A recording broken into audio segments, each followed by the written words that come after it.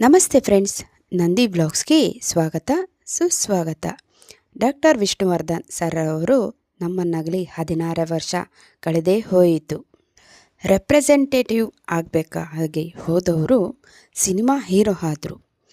ಏನು ಅಂತ ಡೀಟೇಲಾಗಿ ತಿಳಿಸ್ಕೊಡ್ತೀನಿ. ಈ ವಿಡಿಯೋನಂತೂ ಎಲ್ಲೂ ಸ್ಕಿಪ್ ಮಾಡಿದೆ, ಖಂಡಿತವಾಗ್ಲೂ ಪೂರ್ತಿಯಾಗಿ ನೋಡಿ. ಸಾಹಸ ಸಿಂಹ ವಿಷ್ಣುವರ್ಧನ್ ಸರ್ ಆಗಲಿ ನಮ್ಮನ್ನೆಲ್ಲ ಆಗಲಿ 16 ವರ್ಷ. ನಿಜಕ್ಕೂ ದಾದಾ ಯಾರು ಗೊತ್ತಾ? ಇಲ್ಲಿದೆ ನೋಡೋಣ. ಸಾಹಸ ಸಿಂಹ ವಿಷ್ಣುವರ್ಧನ್ ಆ ದಿನ ಒಂದು ಸಂದರ್ಶನಕ್ಕೆ ಹೋಗಿದ್ದರು. ಆದರೆ ಆ ಸಂದರ್ಶಕರು ನೇರವಾಗಿಯೇ ಹೇಳಿಬಿಟ್ಟರು, ಹೀರೋ ಥರ ಇದೀಯಾ, ರೋಡ್ ಅಲೆದು ಮಾತ್ರೆ ಮಾರಾಟ ಮಾಡಿದರೆ ಸರಿ ಹೋಗುತ್ತಾ?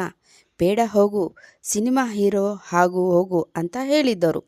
ಮುಂದೆ ಏನಾಯಿತು ಅನ್ನೋದು ಗೊತ್ತೇ ಇದೆ. ಕನ್ನಡಿಗರ ಈ ದಾದನ ಇನ್ನಷ್ಟು ಇಂಟ್ರೆಸ್ಟಿಂಗ್ ವಿಷಯ ಇಲ್ಲಿದೆ.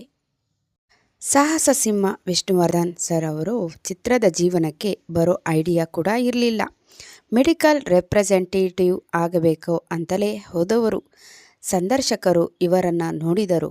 ಸಿನಿಮಾ ಹೀರೋ ಥರ ಇದ್ದೀಯಾ, ರಸ್ತೆ ಅಲೆದು ಮಾತ್ರೆ ಯಾಕೆ ಮಾರುತ್ತೀಯಾ, ಹೋಗಿ ಸಿನಿಮಾ ಹೀರೋ ಆಗು ಅಂತಲೇ ಹೇಳಿದ್ದರು.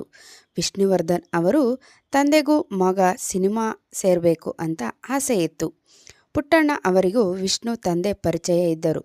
ಆ ಒಂದು ದಿನ ನಾಗರಹಾವು ಚಿತ್ರಕ್ಕೆ ಆಡಿಷನ್ ನೀಡುತ್ತಾ ಆಗಲೇ ವಿಷ್ಣುವರ್ಧನ್ ಆಡಿಷನ್ಗೂ ಹೋದರು. ಅದರಲ್ಲಿ ಸೆಲೆಕ್ಟ್ ಕೂಡ ಆದರು. ಆದರೆ ಅದಕ್ಕೂ ಮೊದಲೇ ವಿಷ್ಣುವರ್ಧನ್ ಅವರಿಗೆ ಪುಟ್ಟಣ್ಣ ಅವರ ತಾರಾಸು ಅವರ ಕಾದಂಬರಿ ಓದಕ್ಕೆ ಕೊಟ್ಟಿದ್ದರು.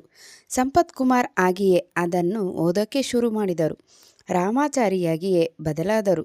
ಈ ಚಿತ್ರದ ಮೂಲಕ ವಿಷ್ಣುವರ್ಧನ್ ಅಂತಲೇ ಕನ್ನಡ ಸಿನಿಮಾ ರಂಗಕ್ಕೆ ಪರಿಚಯ ಕೂಡ ಆದರು. ಆದರೆ ವಿಷ್ಣುವರ್ಧನ್ ಮೊದಲ ಚಿತ್ರ ಇದೆಲ್ಲ ನೋಡಿ. ಅದರ ವಿವರವು ಮುಂದೆ ಇದೆ. ವಂಶವೃಕ್ಷ ವಿಷ್ಣು ಮೊದಲ ಚಿತ್ರ. ವಿಷ್ಣುವರ್ಧನ್ ಮೊಟ್ಟ ಮೊದಲು ಅಭಿನಯಿಸಿದ ಚಿತ್ರ ವಂಶವೃಕ್ಷವೇ ಆಗಿದೆ. ಈ ಚಿತ್ರವನ್ನು ಬಿ.ವಿ. ಕಾರನ್ ಡೈರೆಕ್ಷನ್ ಮಾಡಿದ್ದರು. ಗಿರೀಶ್ ಕಾರ್ನಾಡ್ ಈ ಸಿನಿಮಾದಲ್ಲಿದ್ದರು.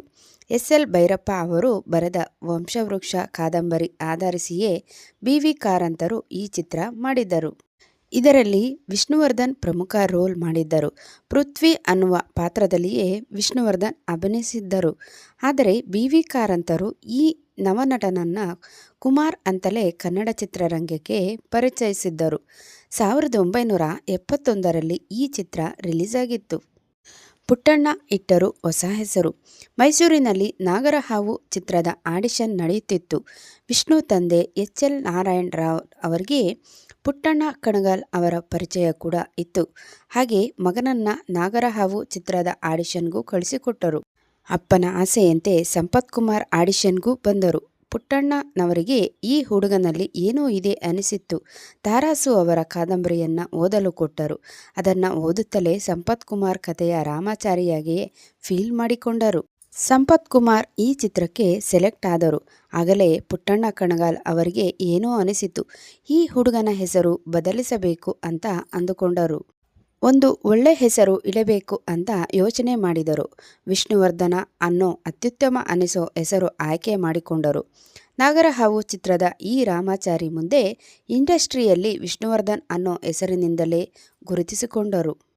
ವಿಷ್ಣುವರ್ಧನ್ ಅವರ ಇತರ ಹೆಸರುಗಳು.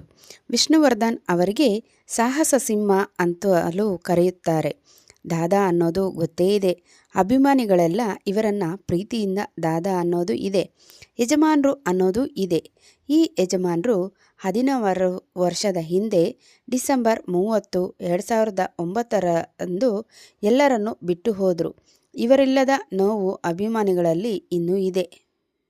ಇವರಿಗೆ ಎಲ್ಲ ಅರ್ಥದಲ್ಲೂ ನ್ಯಾಯ ಸಿಗಲೇ ಇಲ್ಲ ಅನ್ನೋದು ಇದೆ. ಪುಣ್ಯಭೂಮಿ ವಿಚಾರದಲ್ಲೂ ಏನೇನೋ ಆಗಿ ಹೋಗಿದೆ. ಆದರೂ ಅಭಿಮಾನಿಗಳಿಗೆ ದಾದಾ ಮೇಲೆ ಇರೋ ಪ್ರೀತಿ ಒಂಚೂರು ಕಡಿಮೆ ಆಗಿಲ್ಲ ಅಂತ ಹೇಳ್ಬೋದು. ನೋಡಿದ್ರಲ್ಲ, ಮೆಡಿಕಲ್ ರೆಪ್ರೆಸೆಂಟೇಟಿವ್ ಆಗಬೇಕಾಗಿದ್ದವರು ಸಿನಿಮಾ ಹೀರೋ ಹೇಗಾದರೂ ನಮ್ಮ ಡಾಕ್ಟರ್ ವಿಷ್ಣುವರ್ಧನ್ ಸರ್ ಅವರು ಅಂತ. ಅವರು ಆಗಲಿ 16 ವರ್ಷಗಳು ಆಯಿತು. ನನಗಂತೂ ಹಾಗಂತೂ ಅನಿಸ್ತಾ ಇಲ್ಲ. ಯಾಕಂದರೆ ಅವರು ನಮ್ಮಲ್ಲಿಯೇ ಇದ್ದಾರೆ ಅಂತ ನನ್ನ ಫೀಲಿಂಗು. ನಿಮಗೆಲ್ಲ ಏನು ಅನಿಸುತ್ತೆ ಅಂತ ತಿಳಿಸ್ತಾ ಇನ್ನೊಂದು ಹೊಸ ವಿಡಿಯೋ ಜೊತೆ ನಿಮ್ಮೊಂದಿಗೆ ಇರ್ತೀನಿ. ಅಲ್ಲಿವರೆಗೂ ನಮ್ಮ ನಂದಿ ವ್ಲಾಗ್ಸ್ನ ವೀಕ್ಷಿಸ್ತಾ ಇರಿ. ವೀಕ್ಷಿಸಿದವರೆಲ್ಲರಿಗೂ ಧನ್ಯವಾದಗಳು.